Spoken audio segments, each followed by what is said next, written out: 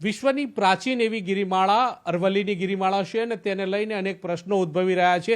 ત્યારે આપણી સાથે પર્યાવરણ એન્જિનિયર મહેશ પંડ્યા છે, તેમની સાથે વાત કરીશું. મહેશભાઈ, અનેક પ્રશ્નો અત્યારે હાલ અરવલ્લીને લઈને ઉદ્ભવી રહ્યા છે, જેને લઈને પર્યાવરણ પર કેટલું જોખમ અને કેટલું સંકટ તમે જોઈ રહ્યા છો? અરવલ્લીના પર્વતો, એની ગિરિમાળા, એને એક રક્ષક દિવાલ તરીકે હું જોઉં છું. અને પ્રકૃતિને અને માનવ જીવન અને પશુ જીવનને જીવંત રાખવા માટેનું એક અગત્યનું પરિબળ છે. આપે કહ્યું એમ ગૌતમભાઈ કે આ વિશ્વની સૌથી પ્રાચીન ગિરિમાળા છે. એટલે માનો કે આપણે ગુજરાતની જ વાત કરીએ તો સાબરમતી નદીનું ઉદ્ભવ સ્થાન એ આ અરવલ્લીની ગિરિમાળા છે. પછી તમે ત્યાંથી લઈને આવો છેક દાહોદ સુધીનો આખો પટ્ટો એ ગિરિમાળાઓનો છે. એ ગિરિમાળાની જે તળીટોઈ છે, આપણે શામળાજીને બધા પ્રાચીન મંદિરોને કહીએ, અને ત્યાં જે તળાવોને ભરાય છે, એ તળાવોને એ ઝરણામાંથી આવે છે. એ જે ખડકો હોય, એની જે તિરાડ હોય છે, એમાં પાણી પડે, રિચાર્જ થાય, અને એમાંથી ઝરણા આવે, તળાવો બને છે. આપણી નદી પણ એમાંથી છે. હવે એની પેલી બાજુ તમે જુઓ તો થાર રણ છે રાજસ્થાનનું. હવે જો આ ના હોય અરવલ્લી, અથવા તો ઘટી જાય, એની ઊંચાઈ ઘટી જાય, એની ખોદી લેવામાં આવે, તો એ થાળની રણની રેતી સીધી ગુજરાત તરફ આવે, તો આપણો રણીય પ્રદેશ થઈ જાય. આમે રણીકરણ તો થયું જ છે, આ વધારે થાય તો કૃષિને પણ નુકસાન થાય. અરવલ્લીની ગિરિમાળાઓમાં ગ્રીનરી વધારે છે. અને આપણે યાદ હોય તો 5મી જૂને વડાપ્રધાનશ્રીએ ગ્રીન વોલ જાહેર કરી અને વૃક્ષારોપણો કર્યા. અને પ્રધાનમંત્રી પણ બોલ્યા કે ભાઈ આના જો વનસ્પતિઓ બહુ વધશે તો પ્રકૃતિ માટે સારું છે. આ પ્રધાનમંત્રી આ 5મી જૂનની વાત છે, ત્યાં વૃક્ષારોપણ કરીને ગ્રીન વોલ બનાવવાની વાત કરી. આટલી ગ્રીનરી છે, વરસાદ લાવવામાં પણ મદદરૂપ કરે છે. બીજી બાજુ ગરમ પવનો જે આવે છે ત્યાંથી એ રોકે છે. આ વાત ગુજરાતની થઈ. તમે આગળ જાઓ તો દિલ્હીમાં અત્યારે AQIનું પ્રમાણ વધી ગયું છે, જેની સંસદમાં પણ ચર્ચા થઈ, સુપ્રીમ કોર્ટે પણ ચિંતા વ્યક્ત કરી. હવે જો આ ગિરિમાળા તૂટી જાય અથવા ઘસાઈ જાય તો આ જે ગરમ પવનો છે એ દિલ્હીમાં પણ જાય, એટલે AQIનું પ્રમાણ વધી જાય, તાપમાન વધી જાય, આપણને મુશ્કેલી થાય. ત્યાં લડાખમાંથી જે ઠંડા પવનો અને રેતી આવે એ પણ દિલ્હી સુધી પણ આવે, હરિયાણા સુધી પણ આવે. એટલે આ અરવલ્લીના પર્વતો એ માત્ર પર્વતો કે રમણીય પ્રદેશ એમ નથી, એનું ભૌગોલિક મહત્ત્વ બહુ છે. એટલે પાણીના સ્ત્રોત મુખ્ય તમે જુઓ ને કે તમારું સરિસ્કાનું અભયારણ્ય એ ત્યાં છે, અને જંગલી પ્રાણીઓ પણ છે.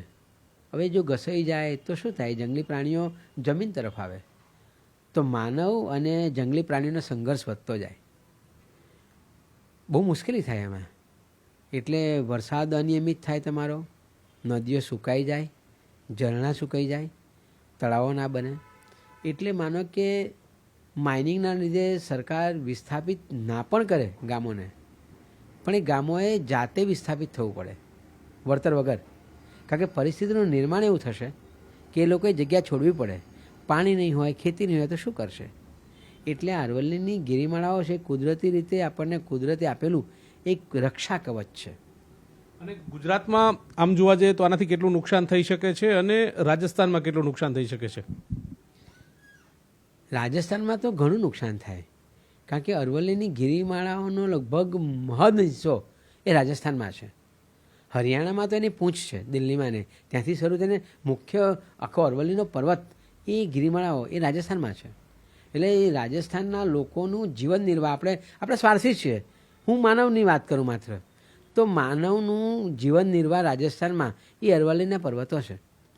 અને એ જો નહીં બચે અથવા ઘસાઈ જશે તો રાજસ્થાનના લોકોને મોટું નુકસાન થાય. એટલે એ વિચારવા જેવું છે. અને રાજસ્થાનને ગુજરાત અડીને આવેલું છે, એટલે રાજસ્થાનનું નુકસાન થાય તો એ લોકો સ્થળાંતર થઈને ગુજરાતમાં આવવાના, તો ગુજરાતમાં પણ વધવાનું. એ લોકો ગુજરાતમાં આવે તો શહેરીકરણ વધે, અને ગુજરાતની પણ સરહદના લોકો જે છે અરવલ્લીની તળેટીના, એ લોકોની પણ જીવન નિર્વાહ છીનવાઈ જાય તો શહેરી તરફ આવે તો શહેરી ગરીબી વધે અને શહેરી ગરીબી શું વધે એના પ્રશ્નો તો આપણે વેઠી રહ્યા છીએ, ભોગવી રહ્યા છીએ. અચ્છા, એક બીજી વાત પણ છે કે હાલ આમ જોવા જઈએ તો ઉત્તર ગુજરાતનો ઘણો બધો ભાગ એવો છે કે જે ડાર્ક ઝોનમાં છે, જ્યાં પાણીના પ્રશ્નો આજે મોખરે છે. તો આના કારણે કેટલા મોટા પ્રશ્નો આગામી દિવસોમાં ઉદ્ભવે એવું લાગી રહ્યું છે? ગૌતમભાઈ, બહુ સરસ સવાલ તમે કર્યો. ગુજરાતના 58 તાલુકા ડાર્ક ઝોનમાં છે અને મહદઅંશે ઉત્તર ગુજરાતમાં, અને પાણીના સ્તર 1,000 મીટરે ઊંડા ગયા છે. એ સ્થિતિમાં આ મુખ્ય પાણીનો સ્ત્રોત છે અરવલ્લીનો પર્વત, ત્યાંથી આવતા ઝરણા, ત્યાંથી આવતી નદી, એ બધું. હવે આમ બી આપણે પાણીની અછતમાં છીએ, રણીકણ થઈ ગયું છે, અને એમાં જો એ પર્વતો ઘસાઈ જાય, કપાઈ જાય, તો ગુજરાતને સામાજિક આર્થિક બહુ જ મોટું નુકસાન થાય એવી ભીતિ છે. અચ્છા, 100 મીટરની વાત કરવામાં આવે છે, એને લઈને પણ કેટલી ભીતિ જોવામાં આવી રહી છે? મોટાભાગની, કારણ કે ફોરેસ્ટ સર્વે ઓફ ઇન્ડિયાએ જ્યારે અભ્યાસ કર્યો, લગભગ 12,000 જેટલા પર્વતોનો અભ્યાસ કર્યો, તો એમાં 1,000થી ઓછા પર્વતો 100 મીટરની ઊંચાઈથી છે. એટલે એમ કહેવાય કે 8.7% જ પર્વતો એ 100 મીટર થી ઉપર છે, બાકીના 100થી નીચે છે. એટલે 90% 100 મીટરની જો વ્યાખ્યા જે બાંધી છે એને ગણવામાં આવે તો 90% અરવલ્લીના પર્વતો એ વ્યાખ્યામાંથી બહાર નીકળી જાય છે. અચ્છા, બીજી વાત એવી છે કે વન્ય જે સૃષ્ટિ જે છે એ ઇનબેલેન્સ થાય એવું પણ એક ભય સતાવી રહ્યો છે. એમાં કેટલું સંકટ તમે તોડાઈ રહ્યું છે એવું માનો છો કે જોઈ રહ્યા છો? બિલકુલ ગૌતમભાઈ, કારણ કે એ વન્ય જીવોનું નિવાસસ્થાન છે. વિજ્ઞાનની પરિભાષામાં કહીએ તો એ habitat of the wild life છે. હવે એ જો જંગલો નહીં રહે ત્યાંના અને ઘસાઈ જશે માઇનિંગના લીધે, તો સ્વાભાવિક છે કે ત્યાંના શાકાહારી અને માંસાહારી બંને પ્રાણીઓ એ માનવ વસ્તી તરફ આવવાના, તો સંઘર્ષ વધવાનો, એ બહુ મોટી મુશ્કેલી છે. અચ્છા, આનું મોટું માઇનિંગ થાય તો આપણે જે વન્ય ઔષધિઓ છે એને પણ ખોવાનો વારો આવે.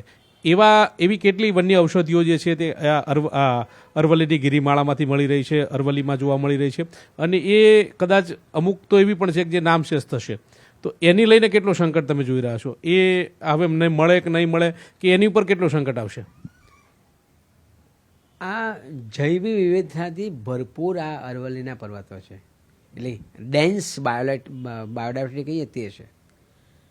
હવે જો ના રહે તો ઔષધો પણ બનાવવામાં તકલીફ પડે. એટલે માત્ર એવું નથી કે તમે વનસ્પતિ એટલે ઔષધીય વનસ્પતિથી તમે માત્ર આયુર્વેદિક દવા બનાવો.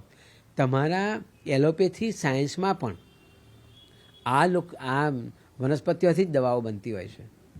એટલે તમારા ફૂડ સિક્યુરિટીના તો સવાલો ઊભા થવાના, ખાદ્ય સુરક્ષાના, પણ મેડિકલ સાયન્સના પણ સવાલો ઊભા થવાના કે આવી જે ઔષધીય વનસ્પતિઓ છે એ નાશ થાય તો એલોપેથી સાયન્સ અને આયુર્વેદિક સાયન્સ આ બંનેને પણ નુકસાન થાય.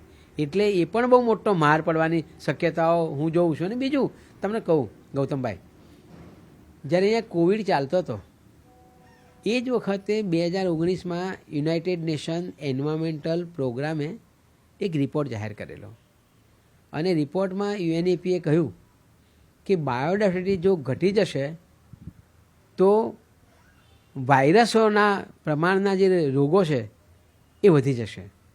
એટલે બાયોડાયવર્સિટી લોસ થાય, જૈવ વિવિધતા લોસ થાય તો માત્ર ખાદ્ય સુરક્ષા કે દવાઓ પર અસર પડે એવું નથી, એ રોગોનું પ્રમાણ પણ વધારશે. આ પણ ભયજનક છે. અચ્છા, આના લીધે તમે કેવા કેવા પ્રકારના રોગોનું સંકટ જોઈ રહ્યા છો? કારણ કે આમ જોવા જઈએ તો આ પ્રાચીન ગિરિમાળા છે અને આનું ખૂબ પ્રાકૃતિક દ્રષ્ટિએ પણ ખૂબ મહત્ત્વ છે, સાંસ્કૃતિક દ્રષ્ટિએ પણ ખૂબ મહત્ત્વ છે, કારણ કે આદિવાસી પટ્ટો પણ છે, આદિવાસી સમુદાયનો ત્યાં મૂળ વસવાટ પણ ગણવામાં આવી રહ્યો છે, અને રાજસ્થાન અને ગુજરાતને જોડતું છે. એટલે કે 34 જિલ્લાઓ જે છે એ આખી આ ગિરિમાળાની વચ્ચે આવેલા છે. તો એમાંથી લગભગ 15 જેટલા જિલ્લાઓ રહેશે. એટલે એને લઈને કેવું સંકટ છે? રાજકીય સંકટ પણ વધવાનું, કારણ કે તકરારો થવાની. રાજકીય સંકટ અને પ્રદેશવાદની જે વાત કરી છે રાજસ્થાન ગુજરાત, એ તકરારો પણ વધવાની. અને બીજું જે તમે વાત કરી ને રોગો કયા વધે, હવે રોગો તમારે એ અરવલ્લીના પર્વતો ઘસાઈ જાય, કપાઈ જાય તો ગરમ પવનો તમારે આવવાના, ભૌગોલિક પરિસ્થિતિ બદલાઈ જવાની તમારી, વરસાદ નહીં આવે, એટલે એના જે પ્રમાણો જે છે વળી તમારા પાણીમાં જેટલું પણ પાણી આવવાનું એમાં બીજા બધા તત્વો ભેળવાના. જેમ કે ઉત્તર ગુજરાતમાં ફ્લોરાઇડની સમસ્યા છે, તો ફ્લોરાઇડને પ્રકારના રોગો જેવા અસંખ્ય એવા તત્વો પણ ભરવાના, તો આપણને કલ્પ્યા નહીં હોય એવા રોગો પણ થવાના. અને શ્વસન ક્રિયામાં બહુ મોટી મુશ્કેલી થવાની, કે ધૂળ ઉડવાની, એટલે શ્વસનને લગતા રોગો પણ થવાના. માત્ર ગુજરાતમાં નહીં, રાજસ્થાનમાં, હરિયાણામાં અને દિલ્હી, ત્રણમાં NCR દિલ્હીમાં પણ થવાના. અચ્છા, આનો ઉકેલ શું? ઉકેલ એક જ છે કે પ્રકૃતિનું જતન કરો. એના જે રક્ષક દિવાલ ગણી છે આપણે, એટલે તમે અત્યારે એને વ્યાખ્યાયિત એટલે કરવામાં આવી કે સરકારે એક સરસ વાક્ય આપ્યું, રાષ્ટ્રીય સુરક્ષા અને ઉર્જા પરિવર્તન માટે આ કરીએ છીએ. હવે રાષ્ટ્રીય સુરક્ષા ક્યાં આવી?